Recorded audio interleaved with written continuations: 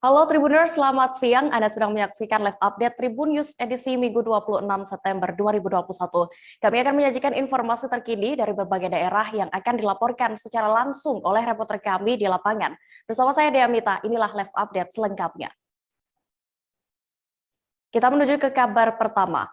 Duel mau terjadi di sebuah warung kopi Desa Uteun, Gatom, Peusangan, Selatan, Kabupaten Biren, Aceh. Akibat duel tersebut, seorang warga bernama Zulfairinur berusia 39 tahun meninggal dunia. Zulfairinur meninggal dunia seusai mendapatkan luka bacok dari pelaku berinisial Zul alias Jun berusia 42 tahun.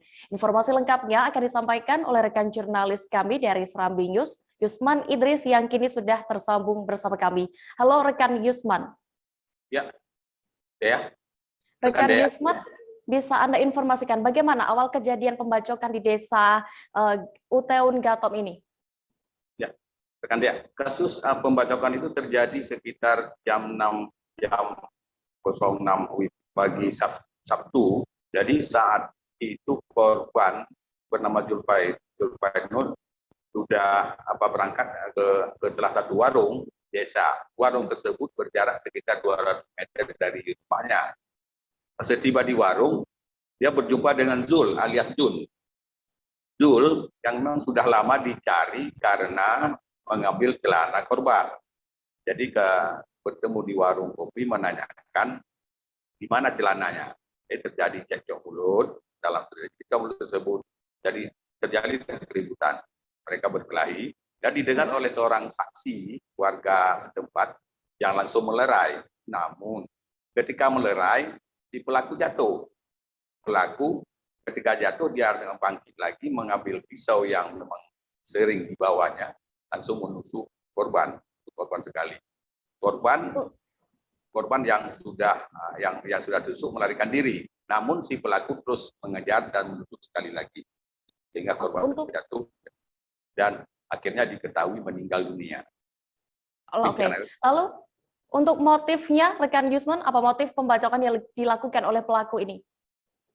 Motifnya mungkin karena terdesak, namun kepastiannya belum dapat diperoleh dari tim penyidik karena pelaku masih dalam perawatan. Motif sementara menurut keterangan dari itu warga dan keterangan dari Polres Biren, karena dia mungkin membela diri karena didesak untuk mengambil masalah celana, dan pelaku disebut-sebut sangat meresahkan di kalangan masyarakat setempat. Itu dia, rekan dia. Oke. Lalu juga informasinya pelaku ini dalam kondisi kejiwaan yang kurang sehat atau mengalami gangguan jiwa. Apakah benar rekan Yusman? Dan bagaimana sekarang kondisi dari pelaku pembacokan ini? Ya, awalnya disebut-sebut pelaku mengalami gangguan jiwa di sebagian orang, namun kepastian itu belum dapatkan, apalagi belum ada satu keterangan dan belum pernah masuk rumah sakit jiwa. Dan orang aparat penegak hukum Polres Biren tidak bisa memastikan dia gangguan jiwa, cuma dia sering mengancam warga sehingga orang menganggap dia adalah kurang waras. Itu intinya. Ya, kepastiannya belum untuk memastikan apakah dia gangguan jiwa atau tidak. Itu butuh waktu dan sekarang dalam pengawasan. Bicarakan dia. Baik, terima kasih rekan jurnalis Serambi News Yusman Idris melaporkan dari Biren Aceh. Selamat kembali bertugas. Kita beralih ke informasi berikutnya, Tribuners. Ari, warga Girimulya, Kecamatan Lahat, menghabisi temannya sendiri bernama Solihin, berusia 26 tahun yang merupakan warga Blok C, Jalan Damai, Kelurahan Bandar Jaya, Kecamatan Lahat, Kabupaten Lahat. Kasus pembunuhan itu sebenarnya sudah terjadi pada 1 Desember 2020 lalu di Jalan Curug Ganya, Kelurahan Kota Baru. Polres Lahat baru menggelar reka ulang adegan pembunuhan itu pada Kamis 23 September lalu. Detail informasinya akan disampaikan langsung oleh rekan wartawan dari Sriwijaya Pos, Ehdi Amin, yang kini sudah bergabung bersama kami. Halo, rekan Ehdi. Ya, halo Dea. Ehdi, bisa Anda informasikan berdasarkan informasi yang sudah Anda himpun, apa sebenarnya motif pembunuhan ini? Ya, motifnya bermula si korban ini menggadaikan sepeda motor milik pelaku. Nah, dari situ pelaku sakit hati lantaran korban tidak mau menebus sepeda motor yang ia gadaikan tersebut dia. Oke, lalu hubungan antara pelaku dan korban ini sebenarnya apa, Edi? Ya, antara pelaku dan korban ini sebenarnya sahabat atau teman baik, teman sepermainan. Itu dia. Oke, lalu rekan Edi setelah membunuh korban ini apa yang dilakukan oleh pelaku seusai itu?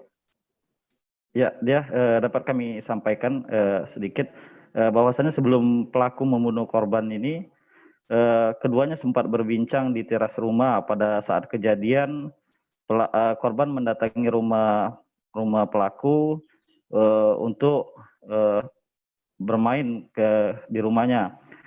Selepas itu keduanya lantas masuk ke dalam rumah. Sebenarnya awalnya dari pengakuan korban tidak ada niatan untuk membunuh temannya tersebut. Namun karena sikap dingin sang pelaku membuat pelaku naik pitam sehingga nekat untuk melakukan pembunuhan temannya yang kala itu sebenarnya sedang tertidur dia. Baik, Tribuners, tadi rekan Edi juga sudah berhasil mendapatkan keterangan dari Kanit Pidum Polres Lahat, Ibda Budi Agus. Berikut keterangan lengkapnya. Pelaku dan sampai dengan kejadian korban, motor korban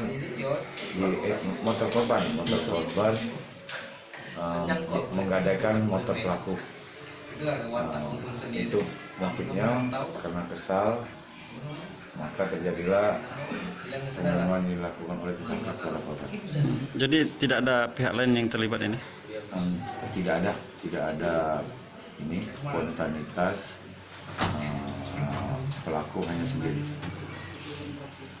Untuk pasal yang disangkakan nggak? Pasal yang disangkakan untuk saat ini, untuk sementara saat ini pasal 338. Untuk sementara diajukan itu, mungkin ada pasal lain, mungkin nanti 340 kita lihat dari keterangan saksi dan keterangan tersangka.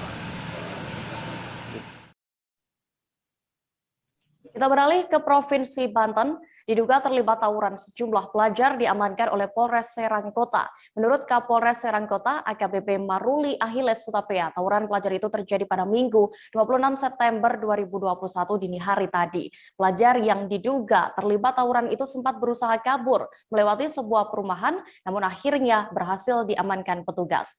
Untuk mengetahui lebih detailnya, sudah bergabung bersama kami rekan wartawan dari Tribun Banten, Milda Niati yang akan menyampaikan laporan. Halo rekan Milda. Halo rekan Dea dan Tribuners. Milda, bisa Anda informasikan detailnya berapa detailnya pelajar yang diamankan atau yang melakukan tawuran ini? Nah, berdasarkan informasi yang diterima bahwasanya terdapat sekitar 20 pelajar yang diamankan oleh Polres Serang Kota AKBP Maruli Ahiles Hutapea. Dia juga menginformasikan bahwasanya 20 pelajar itu terlibat tawuran di Bumi Mutiara Serang. Kemudian pelajar itu dia beranjak ke perumahan Visenda. Nah, berdasarkan keterangan dari warga bernama Aulia, peristiwa itu terjadi sejak pukul 12:03 begitu dia. Nah, kemudian warga juga sempat merelai aksi tawuran tersebut, namun diserang kembali oleh para pelajar yang melakukan tawuran tersebut, dan akhirnya warga setempat melakukan laporan kepada Polres setempat. Begitu dia. Oke, lalu yang diamankan berapa totalnya yang diamankan dan siapa mereka? Apakah bisa disebutkan identitasnya atau bagaimana? Iya.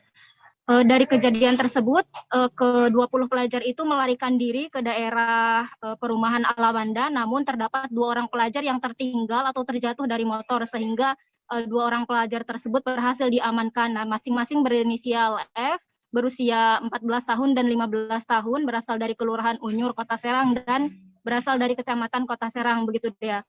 Dan dari situ juga polisi mengamankan 2 buah sepeda motor milik korban. Milik pelaku. Baik, terima kasih rekan jurnalis Tribun Banten Milda Niati untuk laporannya. Selamat kembali bertugas. Siap. Tribuners, aparat kepolisian berhasil mengamankan pelaku pembakaran mimbar Masjid Raya Makassar. Selengkapnya selesai jeda sejenak, tetaplah di Live Update. Oke, apa kabar Bang Arief di sini untuk strateginya?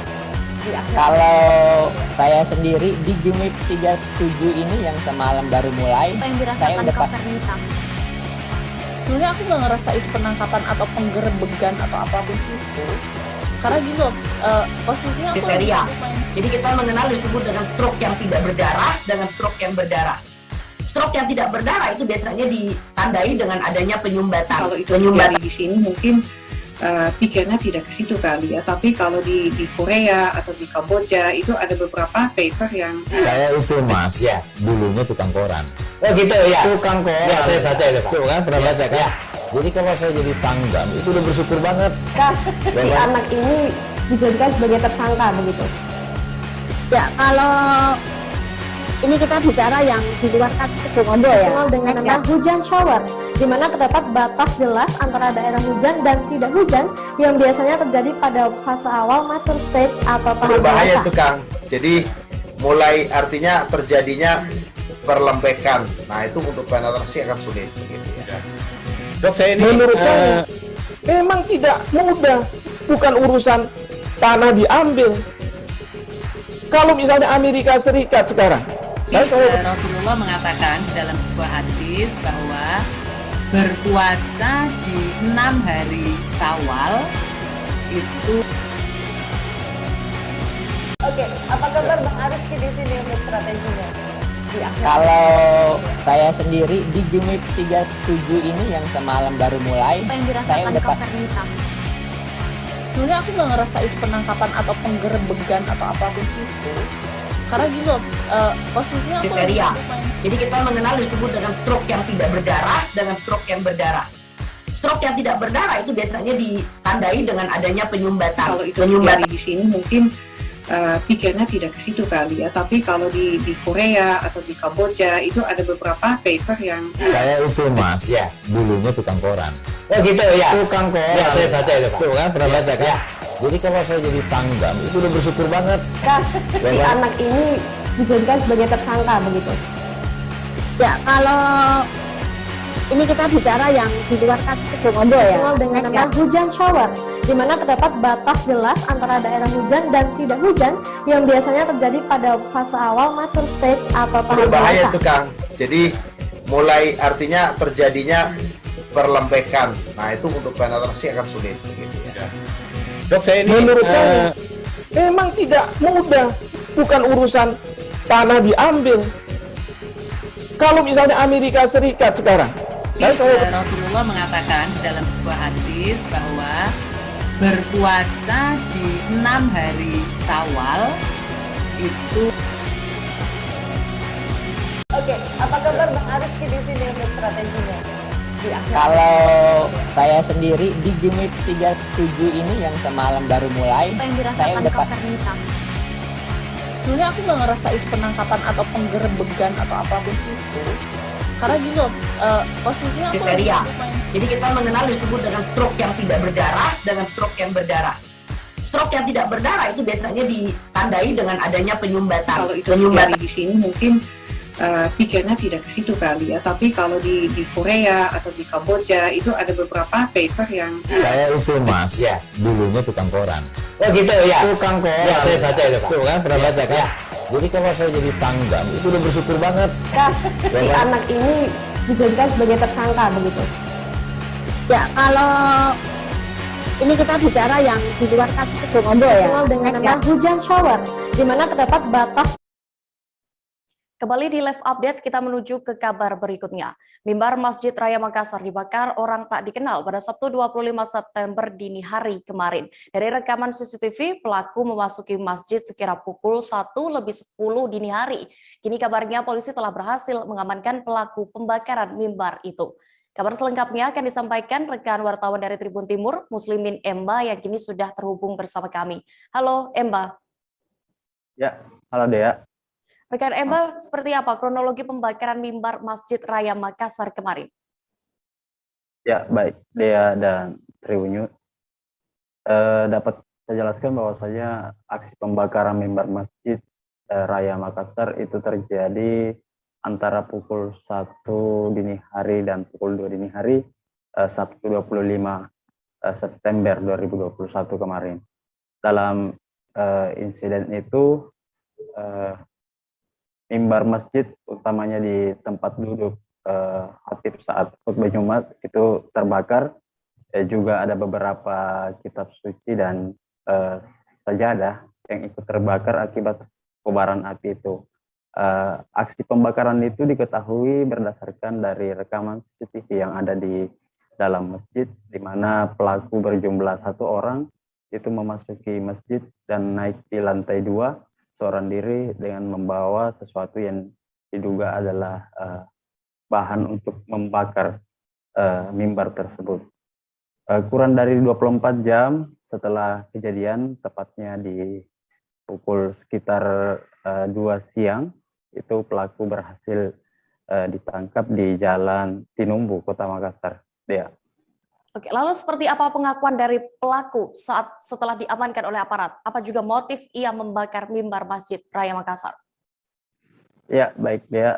Saat pelaku ditangkap dan diinterogasi polisi, berdasarkan hasil pemeriksaan sementara polisi, pelaku ini sengaja membakar mimbar tersebut karena sakit hati kerap ditegur saat beristirahat di dalam masjid oleh petugas keamanan masjid. Jadi pelaku yang berinisial KB ini sudah beberapa kali hilir mudik masuk di masjid, namun saat beristirahat atau tidur di emperan masjid, dia mengaku kerap ditegur dan membuatnya kesal. Ya. Oke, lalu apakah saat ini pelaku sudah ditetapkan menjadi tersangka? Bagaimana proses hukumnya? Ya, untuk pelaku sendiri KB ini telah ditetapkan sebagai tersangka pembakaran dari mimbar ini. Pelaku dijerat pasal 187 ayat 1 dan ayat 2 yang ancaman hukumannya antara 5 sampai 15 tahun penjara akibat perbuatan dengan sengaja membakar mimbar tersebut. Ya. Baik, Tribuners, tadi rekan Emma juga sudah mewawancarai Kapolrestabes Makassar, Kombes Pol Wisnu Urip Laksana. Berikut keterangan lengkapnya. Motif yang dilakukan pelaku dalam membakar mimbar Masjid Raya ini karena sakit hati. Sakit hati kepada pengurus masjid, yang mana setiap pelaku KB ini datang ke masjid untuk beristirahat, tidur di masjid, ini selalu dilarang oleh pengurus masjid maupun pihak security. Ini motif awal yang kami dapatkan dari perbuatan pelaku ini.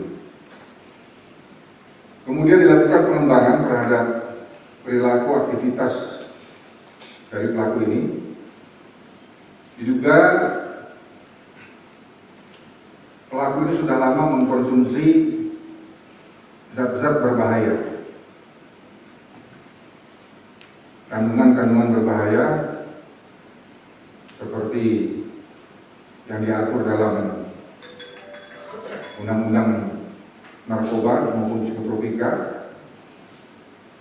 Ini juga akan kita lakukan pengembangan. Kita beralih ke Kaltara. Polres Bulungan berhasil menggagalkan peredaran sabu seberat 2,8 kg. Sabu yang berasal dari Tawau, Malaysia itu diketahui diselundupkan lewat jalur laut menuju wilayah Bulungan. Selengkapnya akan disampaikan rekan jurnalis Tribun Kaltara, Maulana Ilhami Faudi, yang kini sudah terhubung bersama kami. Halo rekan Faudi. Halo rekan Dea dan Tribuners. Faudi, berdasarkan liputan juga yang sudah Anda himpun informasinya, bagaimana narkoba asal Tawau Malaysia ini bisa masuk ke Bulungan, Kaltara?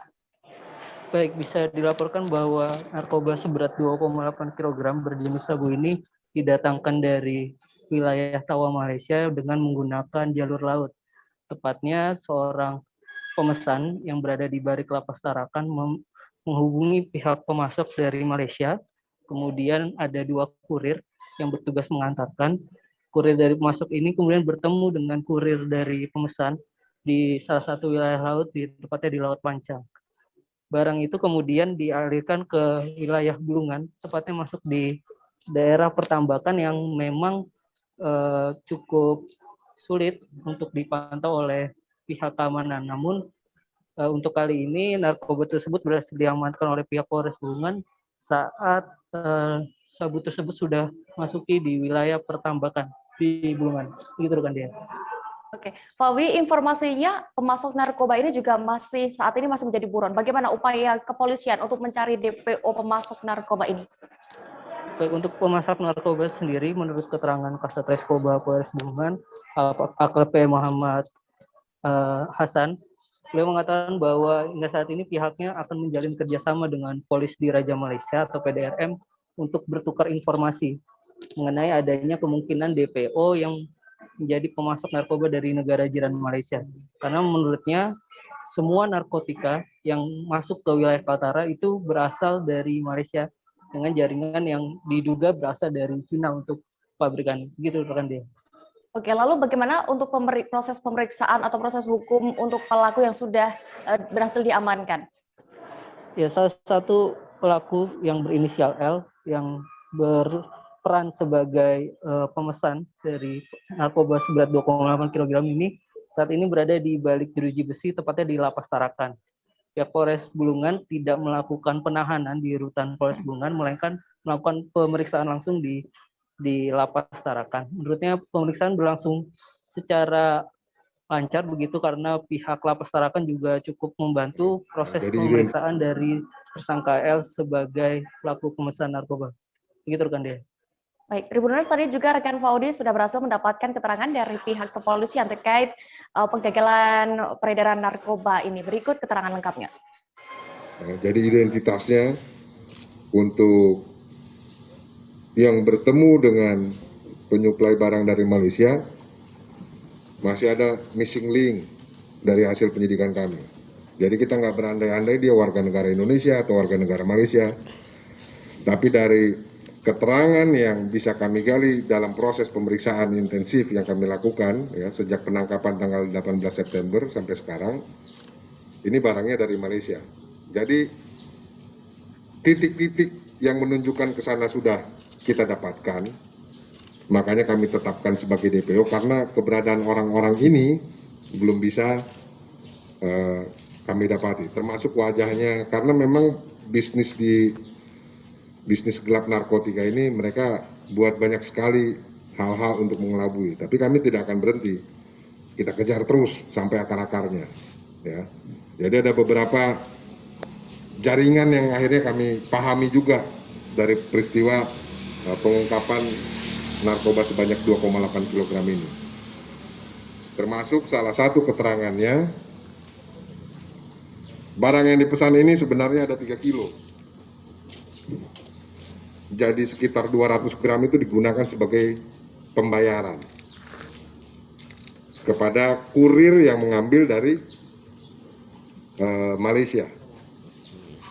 Ya, jadi ini terus kami telusuri keterangan-keterangan ini, ya doakan saja kami bisa melakukan pengungkapan yang lebih banyak lagi, bisa lebih banyak jaringan yang kami berantas. Dari Kaltara kita beralih ke Lampung. Tim gabungan menyita berbagai minuman beralkohol tanpa izin dalam razia cipta kondisi di Kabupaten Pringsewu. Dalam razia, petugas meminta para pedagang untuk tidak menjual minuman beralkohol tanpa izin dengan membuat sebuah surat pernyataan tertulis. Jika kedepannya tetap dilanggar, petugas akan mengultimatum dan membawa ke ranah hukum. Informasi lengkapnya akan disampaikan oleh rekan wartawan Tribun Lampung, Robertus Didik Budiawan, yang kini sudah tersambung bersama kami. Halo Didik. Halo rekan Dea. Didik, berdasarkan liputan Anda, bagaimana jalannya razia cipta kondisi di Kabupaten Pringsewu dari pantauan Anda di lapangan? Apa sebenarnya juga apa saja temuan dari tim gabungan di lapangan saat razia? Oke Dea, aparat gabungan yang terdiri dari Satpol PP, TNI, Polri pada Jumat 24 September 2021 tengah malam menjalankan razia cipta kondisi dengan sasaran diantaranya penjualan minuman beralkohol di wilayah Kabupaten Pringsewu. Dalam razia itu, petugas menemukan adanya tempat penjualan minuman beralkohol kemasan botol yang dilakukan oleh warga di tepi Jalan Lintas Barat, Kecamatan Pagelaran, Kabupaten Pringsewu, dan dari razia tersebut petugas menyita semua minuman beralkohol yang dijual oleh warga. Selain itu, petugas juga menyisir beberapa tempat yang ada di Kecamatan Pringsewu. Petugas mendapatkan penjualan minuman beralkohol tradisional, diantaranya tuak, Dea. Oke, lalu terkait penjualan minuman beralkohol tanpa izin ini, apa aturan yang dilanggar oleh para pedagang sehingga disita? Oke, Dea, dalam razia tersebut, aparat gabungan menegakkan peraturan daerah Kabupaten Pringsewu nomor 4 tahun 2013 tentang pengendalian minuman beralkohol. Namun dalam razia tersebut, ya, petugas masih melaksanakan tindakan preventif dan pembinaan kepada masyarakat, sehingga petugas memberikan surat pernyataan supaya warga yang menjual minuman beralkohol secara ilegal tersebut tidak mengulangi perbuatannya lagi. Namun ketika mereka mengulangi perbuatannya, petugas tidak akan segan menegakkan perda itu, di mana dalam perda diatur ancaman hukuman pidana selama 3 bulan dan denda maksimal 50 juta, ya.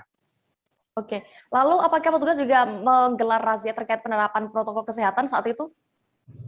Saat itu petugas melaksanakan razia protokol kesehatan dengan menyisir jalan protokol, jalan lintas barat Kabupaten Pringsewu, di mana petugas menemukan beberapa tempat yang masih menyelenggarakan aktivitas yang membuat kerumunan masyarakat, ya, diantaranya di kafe yang ada di sejumlah tempat Kabupaten Pringsewu. Atas temuan itu, petugas juga memberikan teguran keras kepada pemilik kafe dan memberikan surat pernyataan agar tidak mengulangi perbuatannya lagi. Kalaupun masih ditemukan perbuatan melanggar instruksi Mendagri nomor 44 tahun 2021 terkait pemberlakuan PPKM, petugas tidak akan segan menyegel tempat usaha tersebut, ya. Baik, Tribuners, rekan Didik juga tadi sudah melakukan wawancara bersama Kabid Penegak Perundang-undangan Satpol PP Pringsewu, Maulidin Ansori. Berikut keterangan lengkapnya. Figur, ada apa ini, bir dan lain sebagainya. Nah, ini kami data dan sekaligus kita bawa barang bukti ini ke sekretariat. Nanti kami juga minta pendatanya orangnya, ya, untuk kita minta keterangan supaya tidak mengulangi lagi. Sanksi yang diberikan kepada penjual minuman beralkohol ini apa, Pak? Ya, kalau ini memang masih terus tanpa ada izin dan sebagainya, ya kita mungkin nanti akan kita bawa ke ranah hukum.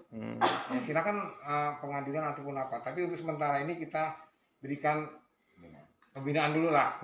Jangan ini dulu, pembinaan dulu. Kalau memang masih bisa, ya jangan sampai ke ranah hukum. Tapi kalau itu ini, ya kita bawa ke ranah hukum. Kalau kaitan ancamannya itu 3 bulan dan denda sebanyak 50 juta rupiah. 50 juta. Imbauannya, Pak? Imbauannya kami berharap seluruh warga masyarakat, ya, kita jaga prokes kesehatan dan kita tekan supaya di wilayah hukum Kabupaten Pringsewu itu turun menjadi level hijau, ya kan.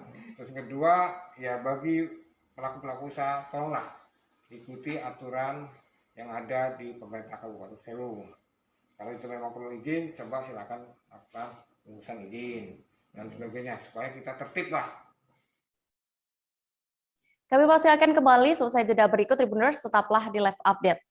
Oke, apa kabar Bang Arief di sini untuk strateginya?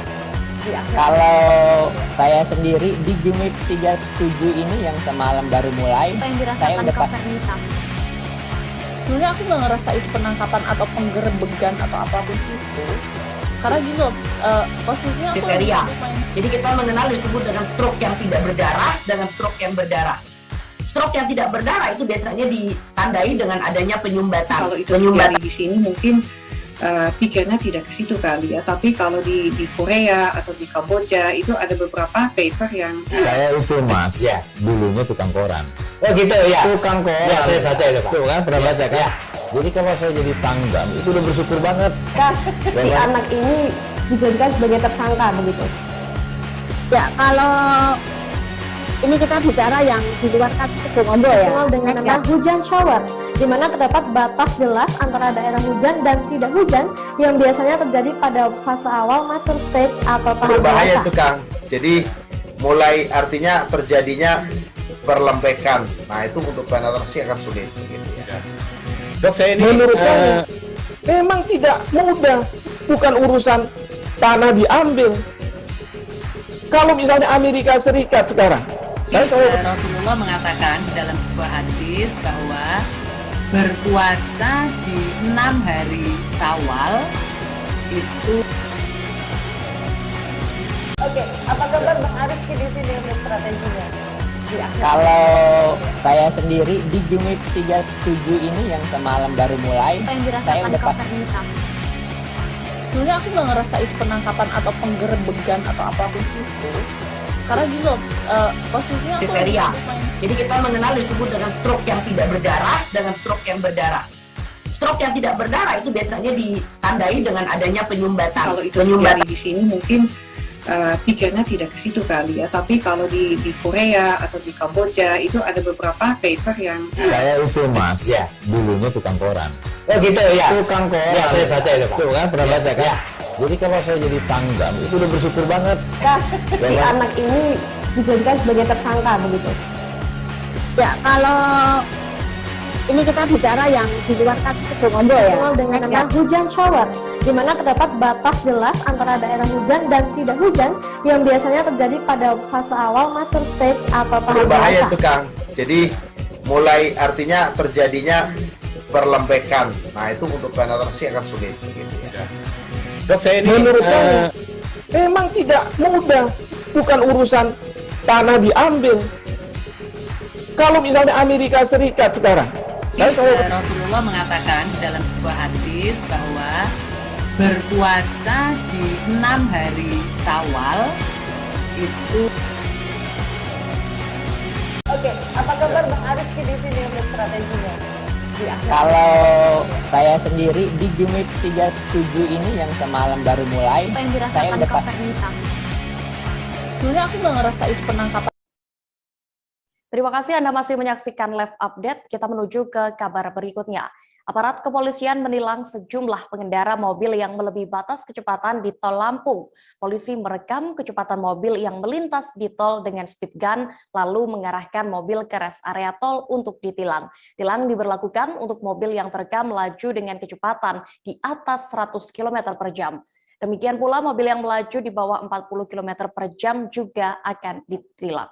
Detail informasinya disampaikan langsung oleh rekan wartawan Tribun Lampung, Vicensius Somaferer, yang kini sudah bergabung bersama kami. Halo rekan Soma. Halo rekan Dia, selamat hari Minggu, selamat siang.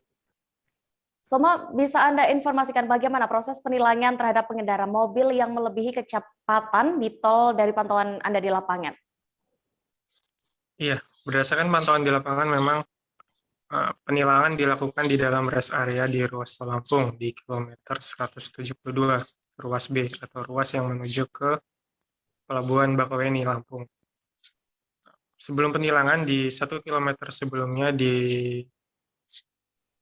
batas kecepatan dengan menggunakan speed gun oleh pihak kepolisian setempat, di mana setelahnya seluruh kendaraan diarahkan untuk memasuki rest area tersebut.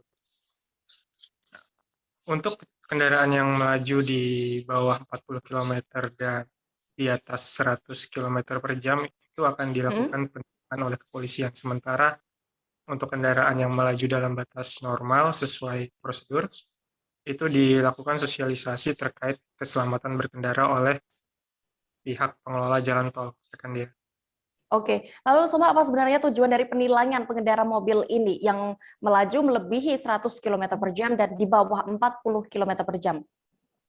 Ya, penindakan ini dilakukan khususnya untuk mencegah terjadinya kecelakaan lalu lintas ya.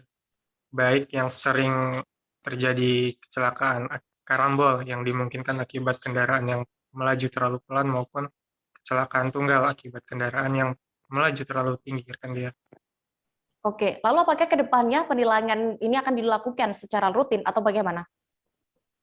Ya, bagaimana progres penilangan di ruas jalan tol ini berdasarkan keterangan yang kita terima akan dikondisikan sesuai dengan keadaan atau mekanisme di lapangan, khususnya di ruas jalan tol, apakah akan marak terjadi kecelakaan atau tidaknya nanti rekan Jaya. Baik, Tribuners, tadi juga rekan semua sudah melakukan wawancara bersama Branch Manager Ruas Tol Terbanggi Besar Pematang Panggang Kayu Agung, Yoni Satyo. Berikut wawancara lengkapnya. Jadi dalam kesempatan ini kita melakukan operasi batas kecepatan dan sosialisasi self-assessment mengantuk yang dialami pengguna jalan. Memang kejadian kecelakaan ini mayoritas 80% itu disebabkan oleh faktor manusia, yaitu mengantuk, yang kemudian diikuti oleh faktor kendaraan, di mana kadangkala seringkali ditemukan jumlah penumpang atau jumlah muatan yang berlebih dari batas ketentuan. Dan juga dalam kesempatan ini kami juga menghimbau kepada pengguna jalan untuk mengecek kondisi ban dan kondisi kendaraan supaya tidak menyebabkan hambatan dalam perjalanan. Terkait temuan kita pada operasi kali ini apa aja Pak bisa disampaikan? Operasi kali ini memang kita tekankan di batas kecepatan, kita juga bekerja sama dengan pihak patroli jalan raya, PJR dari Kepolisian Polda Lampung, melakukan tindakan penembakan kecepatan atau menggunakan speed gun yang kemudian ditindaklanjuti di rest area kilometer 172. Dan kali ini kan siang Pak, biasanya malam, apa penyebabnya kepolisian? Alasan gitu. Untuk pelaksanaan operasi siang hari memang kita menyesuaikan dengan kemungkinan terjadinya kecelakaan yang bergeser dari malam ke siang hari. Petugas gabungan dari Polsek Banjarmasin Utara melaksanakan patroli dan pemantauan pada Sabtu 25 September pukul 23 hingga Minggu dini hari tadi. Polisi dibantu dari pihak Koramil, Dinas Perhubungan, Satpol PP, Linmas, dan instansi terkait di Kota Banjarmasin lainnya disiagakan untuk mengantisipasi gangguan Kamtibmas. Pasalnya sejumlah titik di Banjarmasin yang rawan disebut belakangan ini rawan dijadikan tempat balap liar yang meresahkan masyarakat. Untuk mengetahui lebih detailnya, sudah bergabung bersama kami rekan jurnalis dari Banjarmasin Post, Mas Rida, yang akan menyampaikan laporan. Halo, rekan Rida. Iya, rekan Dea yang ada di studio, selamat siang. Ya, Rida, bisa Anda informasikan apa saja upaya yang dilakukan petugas gabungan ini dalam kegiatan patroli ketertiban masyarakat? Ya, baik. Untuk patroli yang dilakukan tadi malam dari pukul 23 sampai dengan Minggu dini hari sekitar pukul 4 baru patroli tersebut dihentikan oleh petugas gabungan.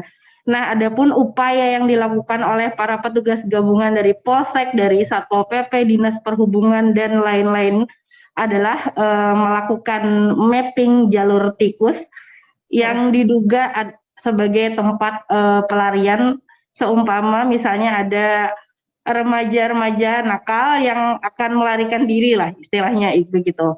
Kemudian selain mapping jalur tikus tadi, petugas juga melakukan mendatangi tongkrongan-tongkrongan dari para remaja yang apabila terlihat di tongkrongan itu mencurigakan, maka akan langsung didatangi dan diberitahu begitu.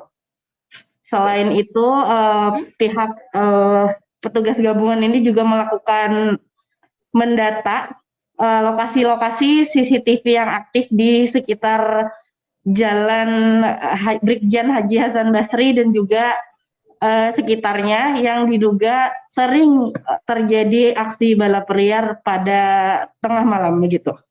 Oke Rida, lalu bagaimana dengan hasil dari giat petugas gabungan Sabtu malam hingga Minggu dini hari tadi dalam melakukan operasi patroli? Karena ya baik, karena ini adalah bagian dari operasi Intan juga di Kota Banjarmasin, maka giat ini sudah dilakukan sejak Jumat malam, Sabtu malam, dan juga nanti malam ya, dari Minggu malam ke Senin dini hari begitu.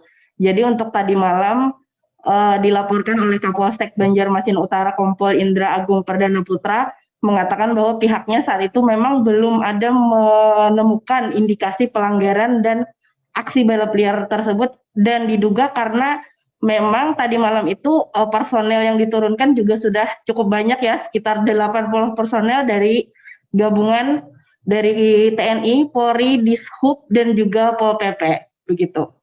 Baik, Tribuners, rekan Rida juga sudah melakukan wawancara bersama Ibtu Iwan Hari, selaku anggota dari Polsek Banjarmasin Utara yang melakukan patroli. Berikut liputan lengkapnya. Saya sudah tahu, jadi para pembalap liar pada pagi dini hari, apabila melakukan kegiatan balap liar, saya sudah tahu di mana titik-titik atau lubang-lubang tikus akan saya jaga. Jangan sampai melakukan kegiatan balap liar di daerah Kayu Tani, pasti akan saya amankan. Demikian. Jangan kemana-mana Tribuners, kami akan kembali sesaat lagi dengan berita menarik lainnya. Tetaplah di Live Update. Oke, apa kabar Bang Aris di sini untuk strateginya? Kalau saya sendiri di Jumip 37 ini yang semalam baru mulai, saya udah Sebenarnya aku nggak ngerasa itu penangkapan atau penggerebegan atau apapun itu, karena gini loh, posisinya aku kriteria. Jadi kita mengenal disebut dengan stroke yang tidak berdarah dengan stroke yang berdarah. Stroke yang tidak berdarah itu biasanya ditandai dengan adanya penyumbatan. Kalau itu terjadi di sini mungkin pikirnya tidak ke situ kali ya, tapi kalau di Korea atau di Kamboja itu ada beberapa paper yang saya itu mas, dulunya tukang koran. Oh gitu ya. Tukang koran. Ya, saya baca itu Pak. Tuh kan pernah baca kan? Jadi kalau saya jadi pangdam itu udah bersyukur banget. Si anak ini dijadikan sebagai tersangka begitu.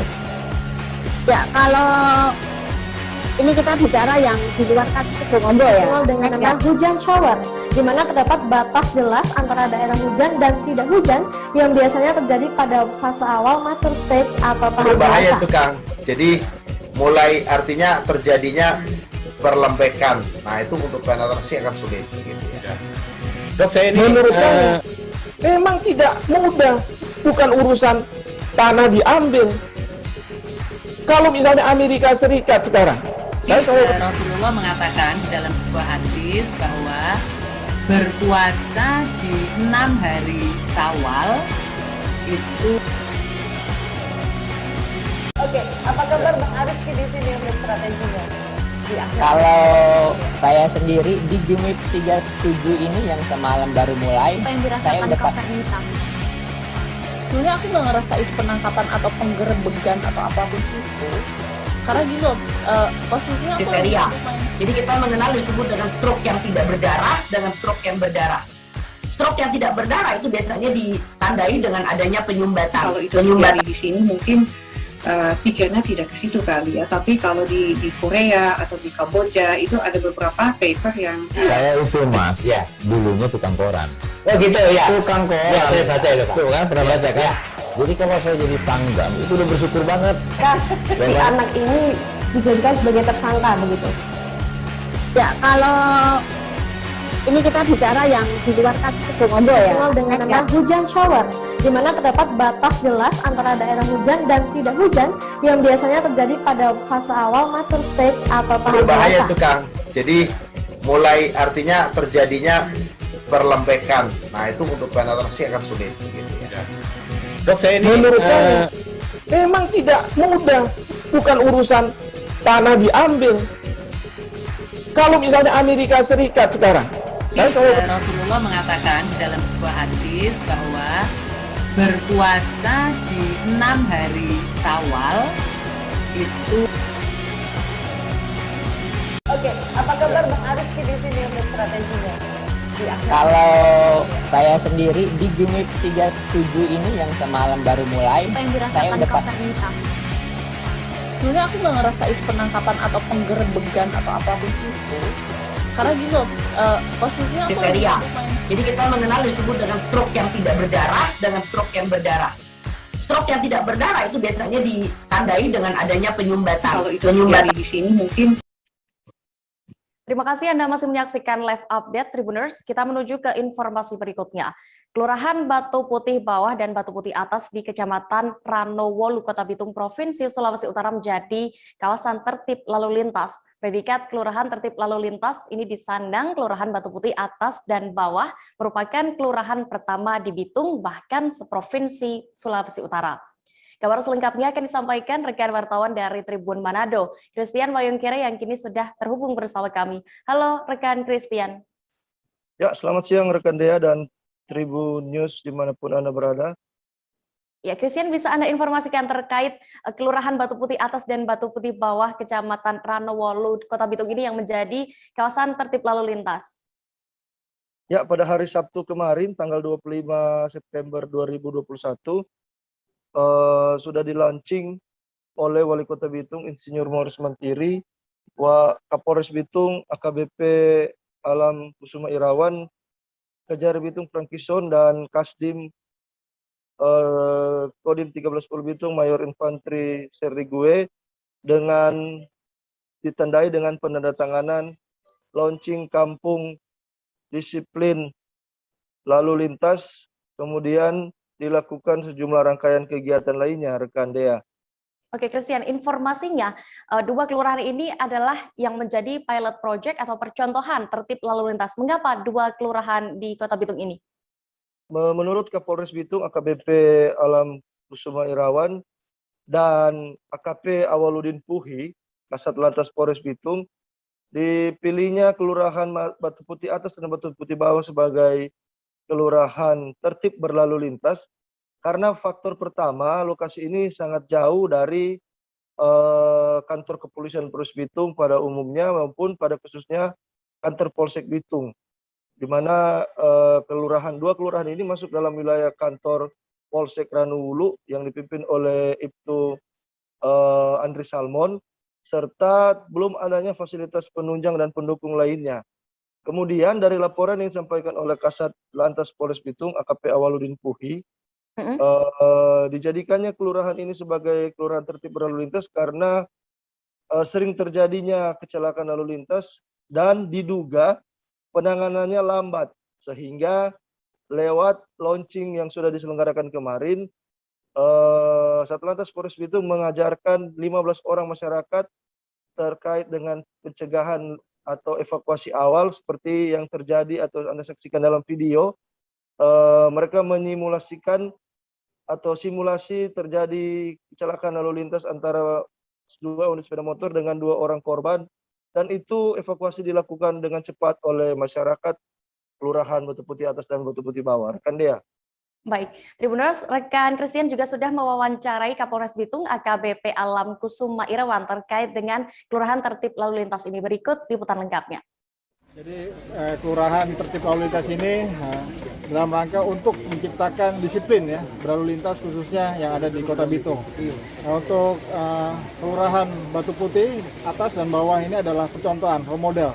Nanti kita berharap seluruhnya 69 kelurahan didukung juga dari wali kota akan dilaksanakan role model seperti yang ada di Batu Putih ini. Sehingga apa? Sehingga tingkat kecelakaan lalu lintas akan berkurang. Ya, kenapa memilih Batu Putih sebagai pilot project, Pak? Yang pertama, jarak dengan Polres jauh. Di sini tidak ada fasilitas untuk kepolisian, sehingga kita memberdayakan masyarakat, ya, peran serta dari masyarakat itu sendiri. Oke, makasih. Kabar selanjutnya datang dari Jawa Tengah, Tribuners. Kebakaran hebat melanda Pasar Janglot, Kecamatan Tangen, Kabupaten Sragen, Jawa Tengah pada Sabtu 25 September malam kemarin. Penyebab kebakaran diduga akibat korsleting listrik dari salah satu kios di sana. Kapolsek Tangen AKP Mohzaini mengatakan, sebelum kejadian wilayah Tangen memang sempat diguyur hujan lebat yang menyebabkan terjadinya pemadaman listrik. Selengkapnya akan disampaikan rekan jurnalis dari Tribun Solo, Septiana Ayu Lestari yang kini sudah terhubung bersama kami. Halo Septi. Halo rekan Dea. Septi, bisa Anda ceritakan kejadian awal atau kronologi dari kebakaran ini? Kejadian awalnya diperkirakan kebakaran terjadi pada pukul 11:30 malam tadi, dan kejadian berawal dari salah seorang warga yang mengetahui terdapat percikan api dari salah satu kios di pasar tersebut. Kemudian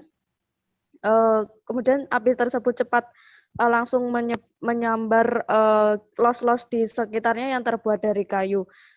diduga karena sebelumnya pada malam hari terjadi hujan lebat yang menyebabkan yang akhirnya membuat listrik dipadamkan di wilayah Tangen, yang kemudian setelah listrik tersebut dinyalakan, muncul percikan api tersebut. Diduga karena memang konsleting dari salah satu kios tersebut, dan diduga karena juga kabel yang ada di situ berkualitas jelek sehingga mudah terjadi kebakaran. Oke, untuk proses pemadamannya sendiri, Septi, butuh berapa lama akhirnya untuk petugas damkar berhasil memadamkan api kebakaran? Proses pemadaman terjadi sekitar 3 sampai 4 jam, di mana pada tim pemadam kebakaran tiba di lokasi sekitar jam 12 dan berhasil dipadamkan sekitar pukul 3:30 tadi pagi. Dan dikarenakan memang banyak kios atau los yang terbuat dari kayu sehingga api cepat membesar dan sulit untuk dipadamkan, serta lokasi pasar yang sempit. Ya, rekan dia. Lalu nasib para pedagang bagaimana? Pastinya juga mereka mengalami sejumlah kerugian akibat kiosnya yang terbakar. Septi. Ya, dari peristiwa tersebut, kebakaran tersebut menyebabkan 57 pedagang yang terdampak, dan otomatis mereka saat ini tidak dapat berjualan dikarenakan memang tidak ada untuk khusus di los yang berada di tengah pasar tersebut, tidak barang-barang dagangan tidak dapat diselamatkan, dan kerugian ditaksir mencapai miliaran rupiah. Ya, dia. Baik. Terima kasih rekan jurnalis Tribun Solo, Septiana Ayu Lestari melaporkan dari Sragen. Selamat kembali bertugas. Kabar berikutnya masih dari wilayah Jawa Tengah, Tribuners. Sebuah dahan pohon beringin ambruk dan menimpa bangunan SD di Desa Jaten, Kecamatan Selogiri. Kepala Sekolah SD Negeri Karangtengah, Tri Warsito mengatakan bahwa kejadian itu mengakibatkan beberapa gedung sekolah rusak. Sampai saat ini pihak sekolah belum bisa memperkirakan total kerugian dari musibah itu. Informasi lengkapnya akan disampaikan rekan wartawan dari Tribun Solo, Erlangga Bima Sakti, yang kini sudah tersambung bersama kami. Halo Bima.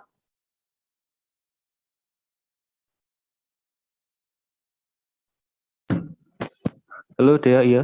Iya, Bima, bisa Anda informasikan apa penyebab pastinya kejadian ambruknya dahan pohon ini sehingga mengenai gapura dan juga bahkan bangunan SD hingga rusak?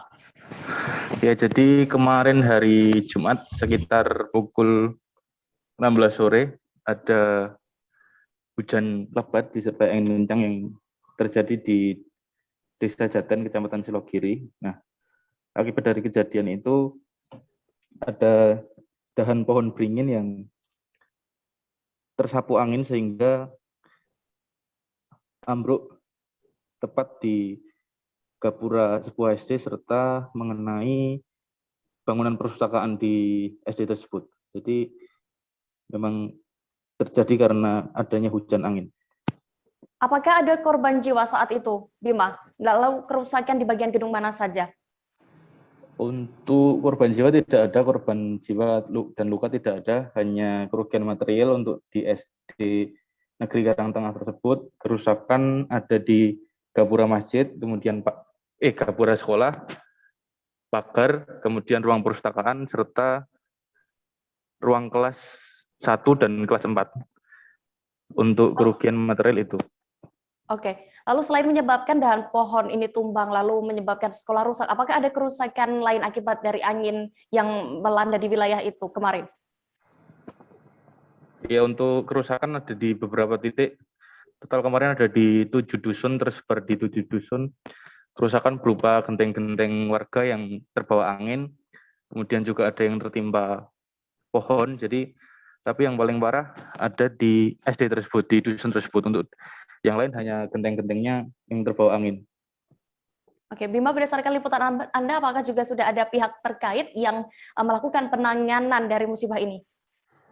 Iya, jadi kemarin hari Jumat seusai kejadian itu, langsung warga sekitar dibantu relawan dan BPBD mengevakuasi pohon-pohon yang menutupi di SD itu juga di jalan. Jadi mereka langsung melakukan kerja bakti dari maghrib hampir sampai jam 10, kemudian dilanjutkan di hari Sabtunya, di pagi harinya. Jadi selama kejadian itu langsung dilakukan kerja bakti oleh relawan BPBD dan dibantu Babinsa, begitu.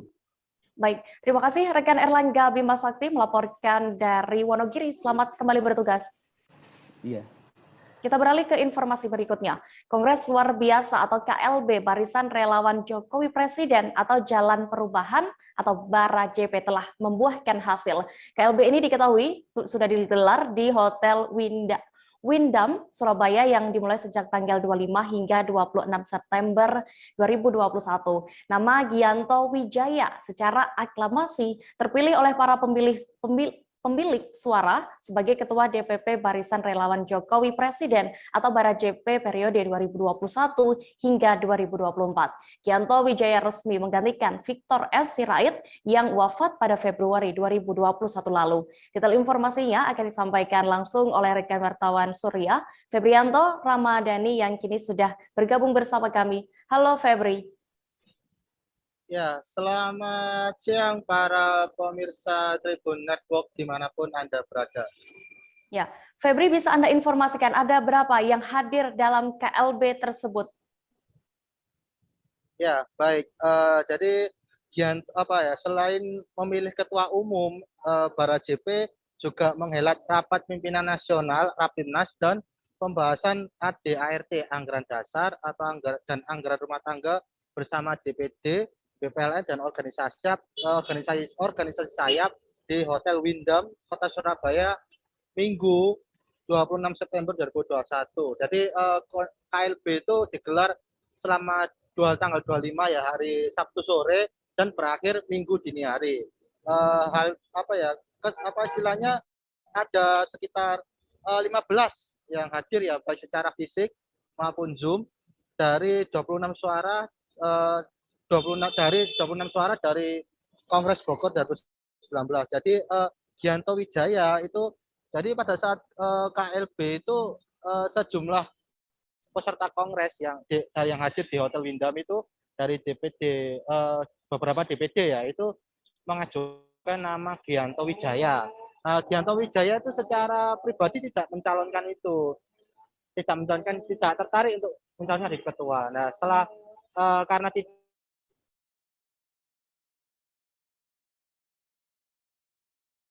peserta kongres memilih Gianto Wijaya. Kemudian ini kepada rekan-rekan media, Gianto Wijaya itu mengatakan ke depan dalam waktu jangka pendek kami akan melakukan konsolidasi bersama DPD yang belum hadir di KLB ini, KLB di Surabaya. Di luar itu akan membangun struktur Bara JP bersama seluruh provinsi di Indonesia. Kata Gianto. Gianto yang juga dikenal sebagai pengusaha asal Surabaya tersebut menuturkan program kerja akan dibentuk secara transparan dan terbuka. Pihaknya akan memanggil dan merangkul semua anggota lainnya dari timur dan barat. Jadi KLB yang digelar di Surabaya itu tidak dihadiri semua DPD. Selihat saya itu cuma DPD Riau, kemudian DPD Jateng, DPD Jawa Timur, kemudian ada dari Papua juga. Ya, jadi nggak seluruh DPD itu, berapa gitu. Kemudian Gianto juga menambahkan alasan akan memanggil dan merangkul semua anggota lainnya itu karena tujuannya adalah tidak ada eksplosivitas dalam tubuh organisasi. Kami inginkan adalah organisasi Pancasilais terbuka dan mempunyai akar rumput yang luas di mana-mana. Gianto juga mengungkapkan kami selesaikan dulu internal baru, setelah itu bicara kepada istana karena ada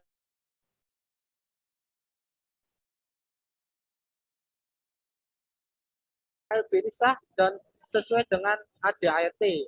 Terus disinggung mengenai gugatan hukum, Gianto sendiri mengaku tidak masalah bila ada yang mengajukan, jadi tidak ada yang dikhawatirkan dan juga sesuai proses saja. Gianto menganggap teman-teman yang melakukan Rapimnas di luar, maksudnya di luar KLB Surabaya, itu masih teman-temannya satu organisasi juga. Jadi pihaknya tidak bersikap egois, jadi tidak mempermasalahkan itu, silakan saja itu. Secepat mungkin lanjut Gianto, pihaknya akan mengajukan pengurusan ke Kemenkumham. Meski demikian tidak menutup kemungkinan hasil KLB di Surabaya akan dilakukan uji keabsahan di persidangan. Gianto juga tidak ingin para JP terpecah belah. Dirinya mengajak bersama-sama membangun Indonesia yang terbaik. Jadi istilahnya mereka kami tetap merangkul gitu ya. Semoga kami bisa merangkul bersama-sama karena tidak ingin ada perpecahan. Demikian yang bisa saya laporkan kembali ke studio. Baik, Tribuners, tadi rekan Febri juga sudah melakukan wawancara langsung bersama Gianto Wijaya, Ketua DPP Bara JP yang baru. Berikut liputan lengkapnya. Yang kita inginkan adalah organisasi ini adalah benar-benar Pancasilais, benar-benar terbuka, dan benar-benar mempunyai akar rumput yang luas di mana-mana. Demikian. Pak Ketum, mengantisipasi kalau misalnya ada gugatan hukum dari yang tidak setuju gimana? Monggo. Kita juga nggak ada masalah di sana. Biar nanti berjalan sesuai proses saja. Nggak perlu ada yang dikhawatirkan. Apa untuk isu yang tanggal 29 ada Rapimnas susulan, berarti sekarang kan sudah terpilih nih pengurus DPP Bara JP. Berarti akan ada ketegasan atau seperti apa? Kita anggap teman-teman yang melakukan Rapimnas itu juga teman-teman kita semua. Jadi kita tidak bersikap apapun, dan kita silakan aja melakukan sesuai yang mereka ingin lakukan. Tidak ada masalah itu. Ada agenda terdekat untuk pengesahan pengurusan ke Menkumham kapan targetnya? Secepat mungkin. Artinya kalau sama-sama nanti juga ada KLB akan diuji di Kemenkumham gitu ya? Kalau terpaksa. Tapi ada upaya persuasif nggak, misalnya nanti kan ada dualisme di masing-masing DPD. Nanti bagaimana penekanannya terhadap rencananya tanggal 29 itu? Tidak ada penekanan apapun. Tribuners, kami akan jeda sejenak, tetaplah di Live Update. Oke, apa kabar Bang Arief di sini untuk strateginya? Kalau saya sendiri di Jumip 37 ini yang semalam baru mulai, saya udah sebenarnya aku nggak ngerasa itu penangkapan atau penggerebegan atau apapun itu, karena gini loh, posisinya aku jadi kita mengenal disebut dengan stroke yang tidak berdarah dengan stroke yang berdarah. Stroke yang tidak berdarah itu biasanya ditandai dengan adanya penyumbatan. Kalau itu terjadi di sini mungkin pikirnya tidak ke situ kali ya, tapi kalau di Korea atau di Kamboja itu ada beberapa paper yang saya itu Mas, ya, dulunya tukang koran. Oh gitu ya, Tukang koran. Ya, saya baca itu Pak. Tuh kan, pernah baca kan? Ya. Jadi kalau saya jadi pangdam itu udah bersyukur banget. Si anak ini dijadikan sebagai tersangka begitu. Ya, kalau ini kita bicara yang di luar kasus Bongombo ya. Dengan nama hujan shower, di mana terdapat batas jelas antara daerah hujan dan tidak hujan yang biasanya terjadi pada fase awal mature stage atau tahap berbahaya dewasa. itu Kang. Jadi mulai artinya terjadinya perlembekan. Nah itu untuk penetrasi akan sulit. Gitu, ya. Dok, saya ini menurut saya memang tidak mudah. Bukan urusan tanah diambil. Kalau misalnya Amerika Serikat sekarang, Rasulullah mengatakan dalam sebuah hadis bahwa berpuasa di 6 hari Syawal itu. Oke, apa kabar Bang Arief di sini untuk strateginya? Kalau saya sendiri di Jumip 37 ini yang semalam baru mulai, saya udah sebenarnya aku nggak ngerasa itu penangkapan atau penggerebegan atau apapun itu, karena gini loh, posisinya aku jadi kita mengenal disebut dengan stroke yang tidak berdarah dengan stroke yang berdarah. Stroke yang tidak berdarah itu biasanya ditandai dengan adanya penyumbatan. Kalau itu terjadi di sini mungkin pikirnya tidak ke situ kali ya, tapi kalau di Korea atau di Kamboja itu ada beberapa paper yang saya itu Mas, ya, dulunya tukang koran. Oh gitu ya, Tukang koran. Ya, saya baca itu Pak. Tuh kan, pernah baca kan? Ya. Jadi kalau saya jadi pangdam itu udah bersyukur banget. Si anak ini dijadikan sebagai tersangka begitu. Ya, kalau Ini kita bicara yang di luar kasus Sebongombo ya. Dengan nama hujan shower, di mana terdapat batas jelas antara daerah hujan dan tidak hujan yang biasanya terjadi pada fase awal mature stage atau tahap berbahaya dewasa. itu Kang. Jadi mulai artinya terjadinya perlembekan. Nah itu untuk penetrasi akan sulit. Gitu, ya. Dok, saya ini menurut saya memang tidak mudah, bukan urusan tanah diambil.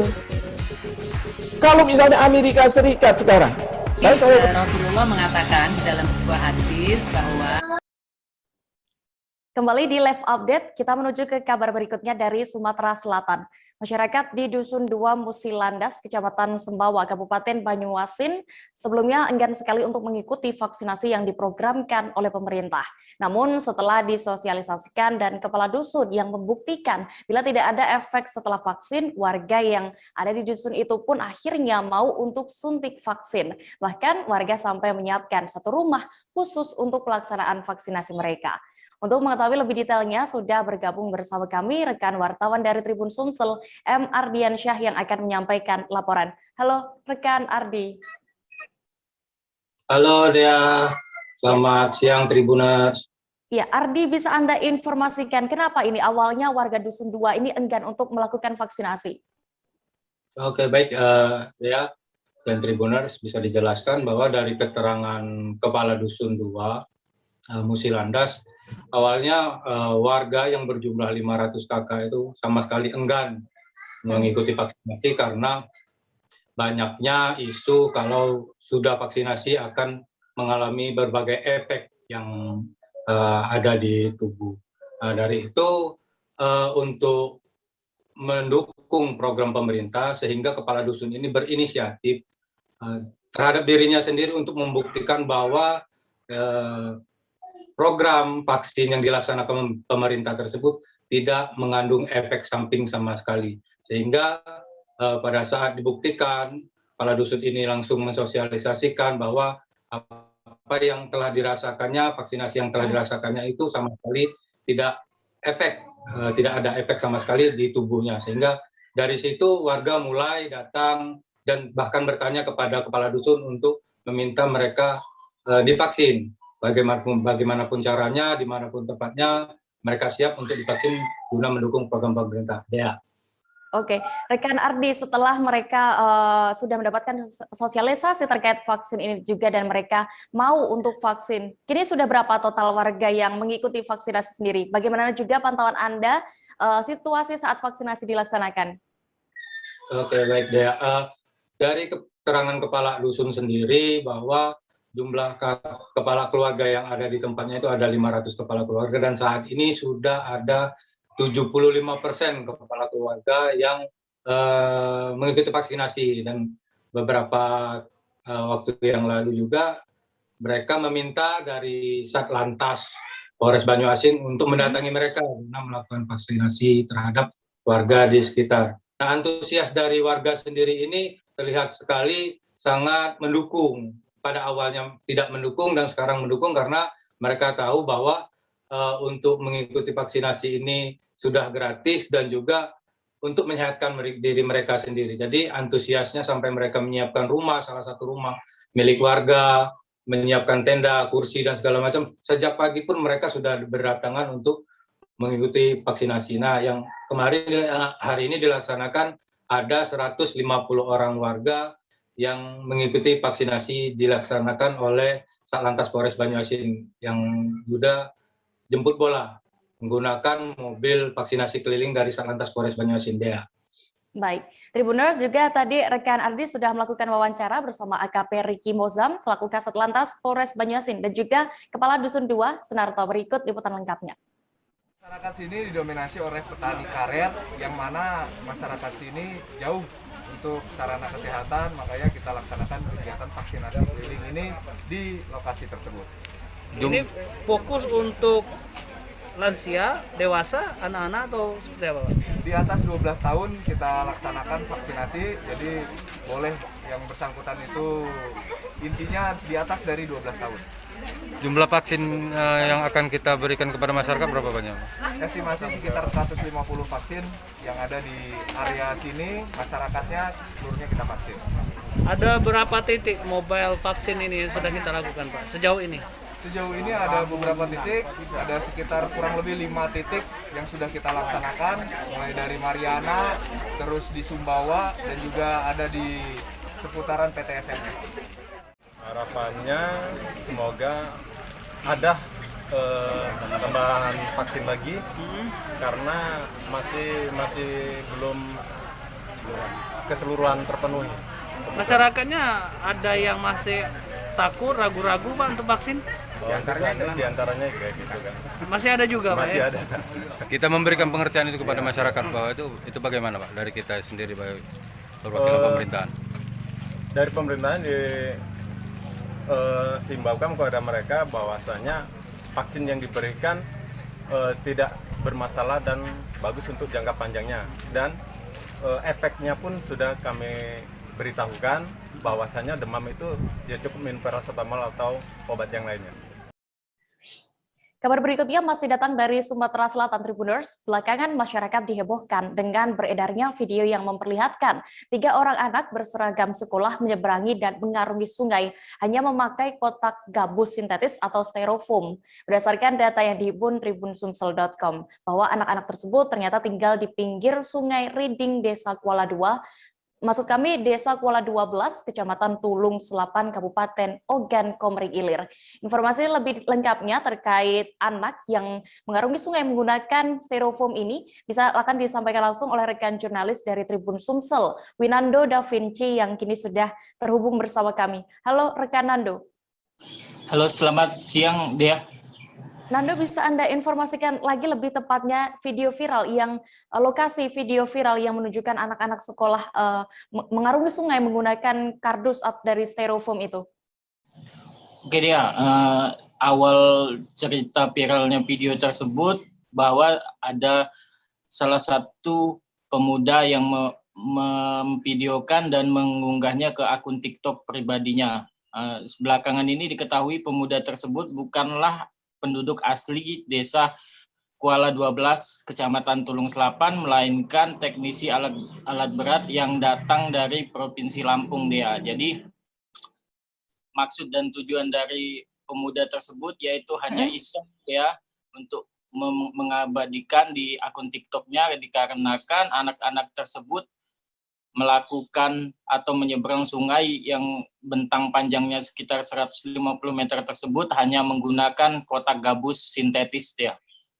Oke, lalu apakah di sana tidak ada jembatan penyeberangan, Nando? Dan bagaimana mayoritas warga di sana menyeberangi sungai itu biasanya? Oke, ya. Untuk jembatan penyeberangan sendiri memang dibenarkan oleh Kepala Sekolah SDN 1 Kuala 12, Ibu Yusliana, bahwa di lokasi atau di sepanjang bantaran sungai Riding tersebut memang tidak ada jembatan penyeberangan orang maupun kendaraan, Dea. Karena lokasinya yang cukup panjang, bentangnya itu sekitar 150 meter dan kedalaman 7 meter. Penyebabnya itulah tidak bisa dibangun jembatan penyeberangan. Lalu masyarakat sekitar memang mayoritas memiliki speedboat, perahu ketek atau sejenisnya, dia, untuk melakukan aktivitas mulai dari mengantar anak berangkat sekolah, berbelanja maupun mencari ikan di sungai, dia. Oke, lalu apa yang sudah dilakukan upaya pemerintah ke depannya untuk mengawasi keselamatan anak-anak di sana? Mulai dari pihak sekolah sudah memanggil seluruh wali murid, yaitu murid yang ada di sana sekitar 75 siswa. Mereka membuat surat perjanjian agar lebih teliti dan lebih mengawasi anak-anak mereka. Jika pun nantinya terulang kembali kejadian yang sama, bisa dikeluarkan dari sekolah. Itu peringatan keras dari kepala sekolah. Untuk pihak pemerintah daerah sendiri, kemarin saya juga sempat mewawancarai Kepala Dinas Komunikasi dan Informatika, bahwa Pemda juga sudah menekankan kepada setiap kades di sepanjang bantaran sungai tersebut untuk tetap mengawasi dan menjaga anak-anak mereka agar tidak melakukan hal di luar batas seperti menggunakan styrofoam ataupun berenang di sana dia, karena di sana juga dapat dikatakan banyak hewan liar dia, karena lokasi sungai yang luas dan cukup dalam dia. Baik, Tribuners, rekan Nando juga sudah mewawancarai langsung Kepala Sekolah SD Negeri 1 Kuala 12 terkait hal ini. Ada Yusliana Sri Safitri, berikut liputan lengkapnya. Dialiri ke tengah sungai. Di samping desa ini, ya, di samping sungai, terkait anak fasilitas penyeberangan,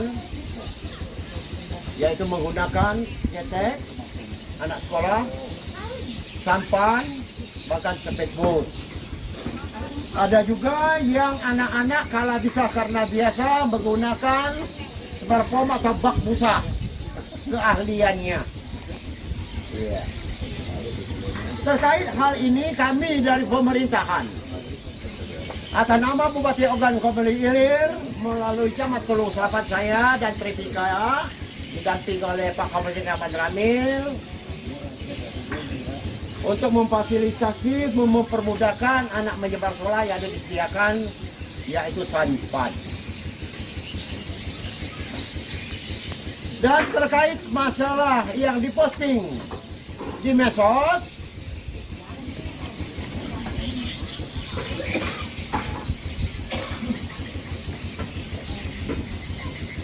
yang ini tidak ada berkepentingan, insya Allah barangkali kemarin sudah kami panggil dan untuk menghapus dan minta maaf kepada pemerintah setempat, sekaligus minta maaf terkhusus Bupati Ogan Komering Pak Haji Iskandar Sarjana Ekonomi.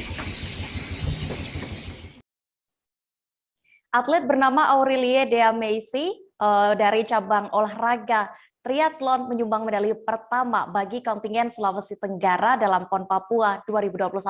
Sumbangan medali perak perempuan kelahiran Kendari 30 Mei 2002 ini seusai berlaga di kelas aquathlon cabang olahraga triathlon. Siswi SMA Negeri 6 Kendari tersebut meraih medali pada ajang PON Papua 2021, mengalahkan pesaingnya yang pernah duduk di posisi ketiga ajang Asian Games. Selengkapnya akan disampaikan rekan wartawan dari Tribun News Ultra, Husni Hussein, yang kini sudah terhubung bersama kami. Halo rekan Husni. Halo rekan Dia, selamat siang. Iya, Husni, bagaimana tanggapan orang tua dari Aurelie Dea Meisi ini yang berhasil menyumbang medali pertama untuk kontingen Sulawesi Tenggara? Ya, baik, Dia, dapat saya laporkan bahwa memang usai perhelatan Aurelie Dea Meisi mengikuti ajang kompetisi triathlon di PON Papua kemarin, kemudian kami mendengar kabar bahwa Dea ini, panggilan sapanya, mendapatkan medali perak sebagai atlet pertama yang menyumbangkan medali untuk Provinsi Sulawesi Tenggara. Kemudian, seusai itu kami menyambangi orang tua dari Dea, kemudian kami sempat berbincang-bincang bagaimana respon dari keluarga. Dan mereka sangat, pada saat menerima informasi mereka katakan bagaimana perasaan mereka pada saat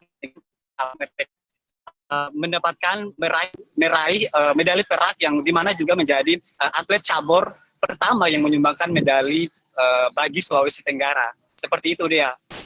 Oke, Husni, apakah sudah ada reward yang disiapkan dari pemerintah Provinsi Sultra ini untuk diberikan kepada Aurelie Dea Meisi? Ya, Dea.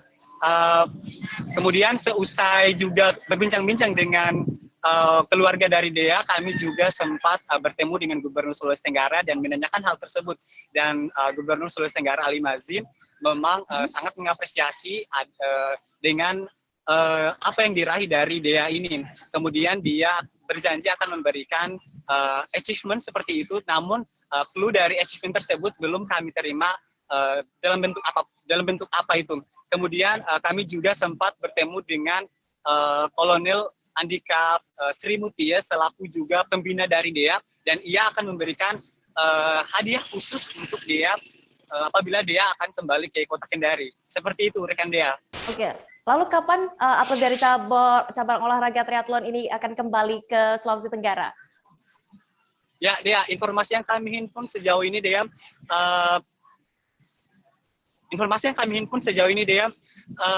Dea akan kembali ke Kota Kendari pada bulan depan, namun saat ini rekan Dea usai berlaga di PON Papua kembali ke Jawa Timur di masa karantina dan pelatihan. Demikian rekan Dea yang dapat saya laporkan. Baik, Tribuners, tadi juga rekan Husni sudah berhasil mewawancarai langsung berbincang dengan ayah dari Aureli Dea Meshi ini. Ada Bapak Syahrul Sahabudin, berikut wawancara lengkapnya. Kendari, dia adalah yang juara di Kendari Triathlon waktu beberapa bulan yang lalu kita laksanakan di sini. Dia backgroundnya adalah atlet renang. Jadi ada 4 atlet kita yang kita berangkatkan ke sana. Bisa berprestasi sehebat itu ini menjadi pemicu bagi rekan-rekan kontingen lain dari cabang-cabang lain, dari kontingen Sulawesi Tenggara dari cabang lain untuk lebih bisa Dia dari umur kelas 3 SD. Anak-anaknya semua pada jadi atlet, termasuk anaknya Pak Daeng sendiri. Itu saya termotivasi ke situ untuk menjadikan dia seorang atlet. Tribuners, informasi tadi sekaligus menutup perjumpaan kita dalam live update kali ini. Jangan lupa untuk terus memperbaharui kabar terupdate lainnya di seluruh kanal YouTube Tribun Network. Dan juga Tribuners, lantaran masih di tengah pandemi, kami kembali mengingatkan kepada Anda untuk selalu mematuhi protokol kesehatan dimanapun berada. Dan saya Dea Mita, mewakili kru yang bertugas, pamit, terima kasih.